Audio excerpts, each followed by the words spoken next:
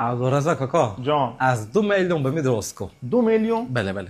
تو 300 نمون دفعه قبل بده کار چه تلفنی ما 2 میلیون اصلا 2,300 در میده سر واسه بخوا کاریت نگو کار من انجام بده. چشم. حالت دومادی میمثال نه؟ دامادی بله بله. کی شو به تو زن داد که دامادی کاکا بذار واقعیتی بهت بگم. خب خب یه دختره هست توی معلم نزدیک به 10 سالی خواستگاری نیست. 10 سال بله 10 سالی. اوه. بعد میگفتش که برن به عنوان خواستگاری اوه. و جواب رد بده که یه که توی محله کلاسی پایین نه بعد نوم نگو نه. به هم خاطر دیگه.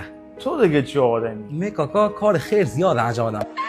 خب کاکا برنامه الان چیه؟ برنامه که جلو بازو جلو برنامه با سر می چیه؟ ها خب بگه برنامه با سرت خب تو ما مود کلا صاف کنیم ای جان. تکه تکه خب میکاپت هم کامل انجام دادم بله. جلوی پیشونیت هم یه مقدار کاشت موقت بزنم که پر بشه عالی نایس ای دمت گرم. بعد کاکا یه سال جان تو میکاپ بذاری الان هوا گرمه ریزی شکو میکاپ کوکا ازنم که تو و پارچ رو صورتت برس یه ذره هم تکون ناخوره زدابه؟ زد آب کاریت نگو ای بنازم. خب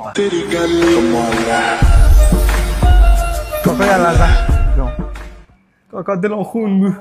چی بگو کوکا پیامی داد کنسل یه نفر ما 2 میلیون نموندین خواستگاری شه. کاکا نونم بریشو نامردم پیامی داد پولو پس بده. نونم بریشو کاکا 10 تا چیزوته.